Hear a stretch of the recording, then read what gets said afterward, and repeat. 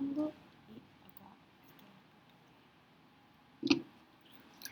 Por favor, le pido indique su nombre completo y RUT e inicie su exposición. Mi nombre es Camilo Barría Rodríguez, RUT 17809-473-4. Actualmente estoy realizando mi doctorado en Historia y mi presentación tiene como título el concepto de unidad nacional, una visión desde la historia política de Chile.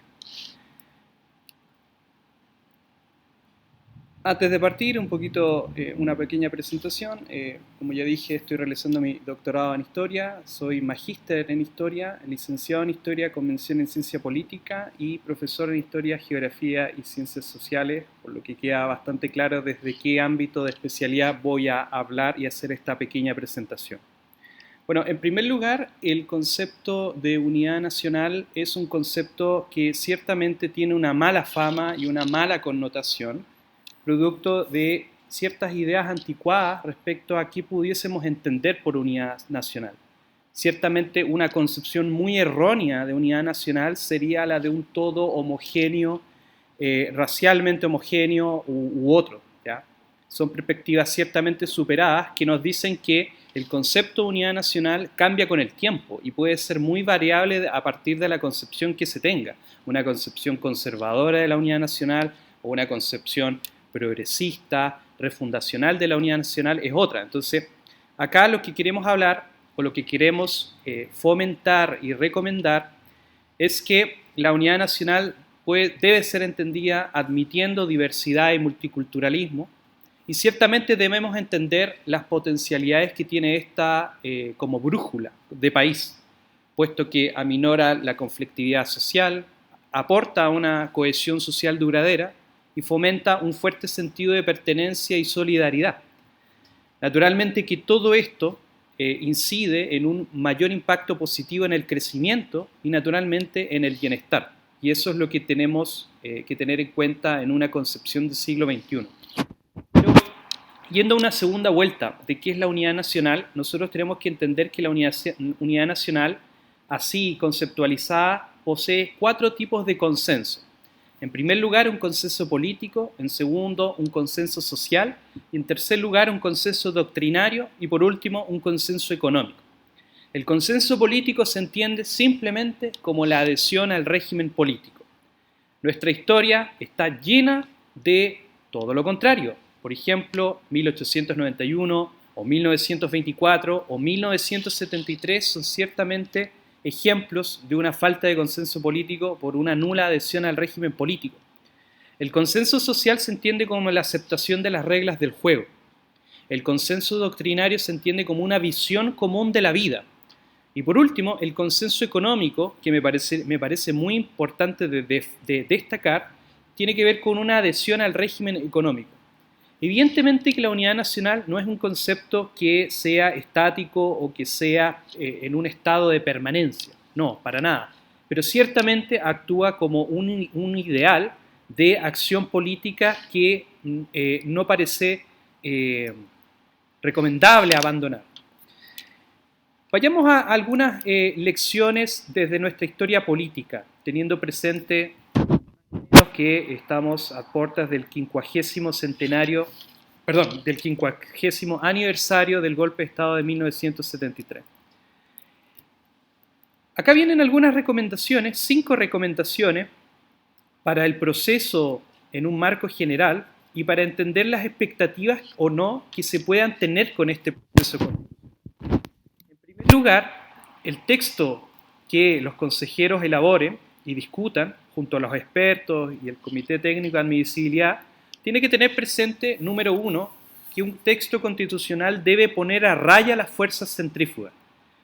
Es notable, público y notorio el hecho de la ruptura de los consensos y la ruptura democrática de 1973 justamente por no ponerse a raya las fuerzas centrífugas y prevenir el vaciamiento del centro y por ende la negociación política. Número 2, debe atajarse la fragmentación política desde ahora, porque mañana será demasiado tarde. En el Chile actual, de más de 20 partidos políticos, ciertamente eso incide en una ineficiencia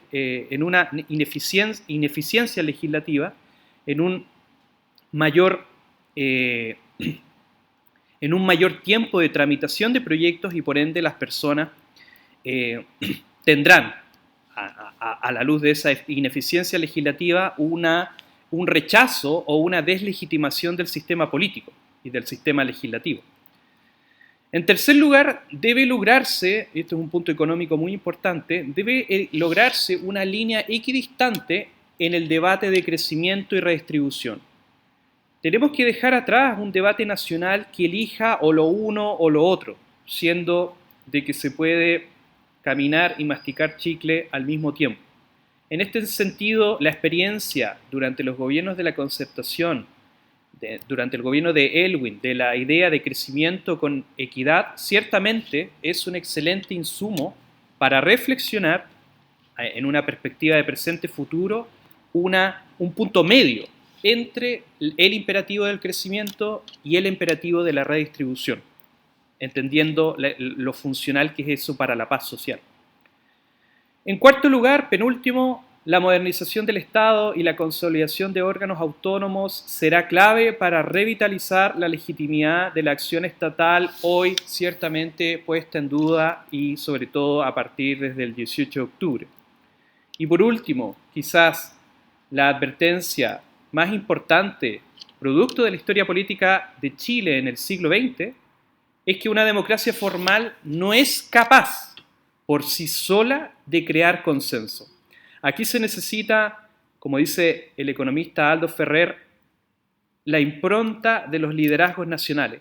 Y en este sentido, no es solamente el sistema formal o el texto constitucional, el solo aspecto o el solo factor que construya consenso o paz social. Para nada. Se necesitan liderazgos, poner a raya las fuerzas centrífugas y ciertamente consolidar una estrategia de desarrollo consensuada y que traiga mayor bienestar social.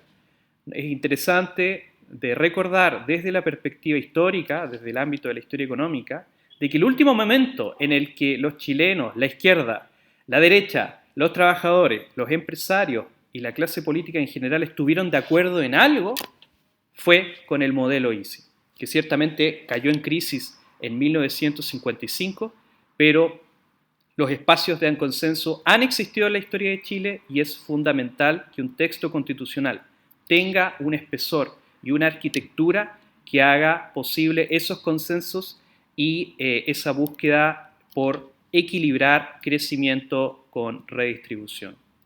Así que muchas gracias por su atención. Muchas gracias.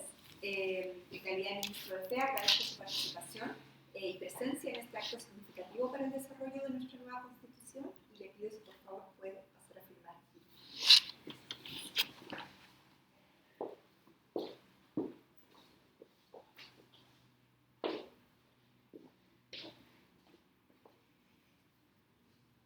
Muchas gracias. Gracias.